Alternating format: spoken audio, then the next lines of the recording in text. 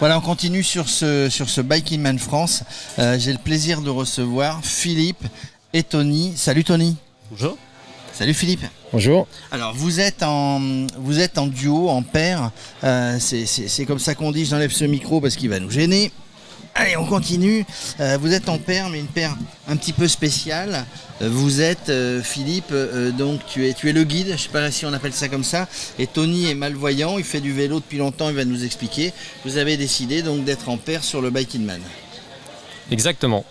Hein, qu'est-ce qui vous a décidé? Vous avez l'habitude de faire du vélo ensemble? On en fait déjà depuis quelques temps. Attends, je mets le micro. On a un petit problème, mais on va y arriver. Regardez ça comme ça. Est-ce que tu m'entends? Comme ça va être bien. Alors Tony. Alors on fait du vélo depuis pas mal de temps maintenant. Lorsque a né l'idée de faire le Bike in Man. Et puis au fur et à mesure, l'entraînement a donné l'espoir de pouvoir vraiment aboutir à ça. Alors, comment est venue justement l'idée de faire ce Bike in Man? Bah, tout émane de Philippe. Hein. C'est le responsable. Hein. C'est Philippe le responsable. Philippe, comment ça vous est venu? Tu peux parler dans ce micro, toi. Comment ça vous est venu? En début d'année, avec Tony, on avait l'objectif de faire un jour un triathlon. Et puis, au niveau de la natation, c'est un petit peu compliqué. Tony n'était pas très confiant pour la pratique de cette discipline. Et comme je savais qu'il faisait du vélo, historiquement on a fait de la course à pied ensemble. Et donc moi j'avais fait un Bike in Man et je me suis dit allez, pourquoi pas une course de vélo longue distance. Donc j'ai réussi à le convaincre. Voilà, je l'ai proposé à Tony et je me souviens quand je l'ai appelé, il m'a dit immédiatement ça se tente. Voilà. Donc Tony, hein, c'est un peu ça. Il a réussi à te convaincre et le goût de l'aventure que tu as dit effectivement ça se tente sur un parcours voilà, qui est pas simple, mais à deux c'est plus facile. Bah, moi on partage la peine. On partage la peine, on partage le vélo. Les difficultés. Et en fin de compte on partage la peine et le plaisir, sachant que voilà, pour nous ces 5 jours c'est un concentré finalement de la vie. Oui, j'imagine, hein, c'est le concentré de la vie, c'est l'entraide, faire quelque chose avec et pour les autres. C'est un peu ça. Vous avez étudié le parcours, Tony? Est-ce que Philippe vous en a parlé avant? Est-ce que vous avez l'habitude d'aller sur ces routes? Il t'a pas tout dit, ça se trouve? Non, c'est la surprise. Non, en fait, il m'a déjà bien expliqué toutes les difficultés que ça peut comprendre. Et puis, j'ai déjà un petit peu vécu dans des circonstances similaires, puisque je suis parti de la banlieue parisienne, descendre à Millau, et revenir en tandem, et tout cela avec une remorque derrière pour pouvoir emporter le tout. Ça, c'était la première aventure sur une bonne distance, environ 1500, 1600. On a fait en une dizaine de jours. Et puis officiellement au sein du club de Torcy, j'ai eu le plaisir de partir de la banlieue parisienne et descendre à Perpignan pour défendre des causes. Et ça s'est répété après dans différents coins de France. Et alors du coup, alors il faut pédaler à deux, c'est plus simple ou plus compliqué, on cède.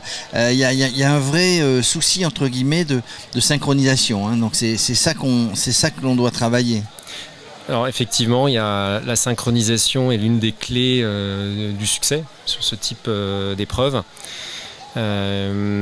C'est sur du plat et sur des faux plats descendants, en tandem, on est plutôt avantagé. Par contre, c'est plus difficile dans les montées. Il y a le poids du vélo qui nous ralentit fortement. Voilà, maintenant, c'est une gestion de l'effort, une gestion des temps forts, des temps faibles. C'est toi qui as toutes les responsabilités parce que c'est toi qui guides, hein, au sens propre et au sens figuré, tu es un guide. Donc c'est toi qui vois les difficultés, c'est toi qui vois les problèmes sur la route et tu transmets. Oui. Vous parlez beaucoup, j'imagine. On parle souvent, pas tout le temps. parce qu'on commence à se connaître de plus en plus sur un vélo. Donc il y a le feeling, ça Il y a le feeling, par exemple dans les descentes de col, on sait que Tony sait par exemple qu'on tourne à gauche ou à droite en fonction du positionnement des pédales. Voilà, maintenant quand il y a des obstacles sur la route, bien évidemment, je communique le plus souvent possible. Tony, il y a des craintes avant de partir? Dans l'ensemble, la difficulté cumulée chaque jour. Mais dehors de ça, je pars assez confiant. La chaleur, hein, parce qu'il fait, il fait plus chaud qu'à Torcy. Hein. Bien sûr que oui. Donc, Ouais, Tony, tu veux rajouter quelque chose? Je voulais juste rajouter dans la communication, même si elle n'est pas verbalisée, le fait de se connaître, on se rencontre un petit peu au fur et à mesure comment on doit se comporter à l'arrière sans avoir échangé quoi que ce soit. Par exemple, sur un effort important, si Philippe se met en danseuse, pour une question de contrepoids à l'arrière, il est bon de se mettre également en danseuse derrière. Pardon. D'accord. Et est-ce qu'on doit pédaler au même rythme finalement avec la même force? C'est ça la difficulté? Ça peut être une difficulté effectivement, puisque on n'est pas en mesure, notamment dans les premiers temps, de savoir de combien au pourcentage on apporte l'un et l'autre. Et puis si Philippe me dit écoute là tu donnes de trop, donc forcément on essaye de voilà, l'objectif c'est vraiment de faire l'effort en même temps. C'est-à-dire ne pas... Un vrai synchro. Hein. Voilà, ne pas qu'un des deux compense finalement le temps faible de l'autre. Parce qu'il ne va pas dans la durée, il ne pourra pas s'inscrire dans la durée. Donc c'est vraiment un travail de synchronisation, c'est une course de patience. Il faut être au même niveau physique. Il faut être au même niveau physique, il faut communiquer pour bien s'assurer que son partenaire n'a pas un petit coup de moins bien, par exemple. Voilà, c'est effectivement de la communication pour aller le plus loin possible, mètre par mètre, avancer. Donc voilà, nous l'objectif il est clair sur ce défi, il est de montrer, de porter deux, trois valeurs fortes. La première, c'est que les personnes en situation de handicap ont leur place, voilà, sur ce type d'épreuve longue distance.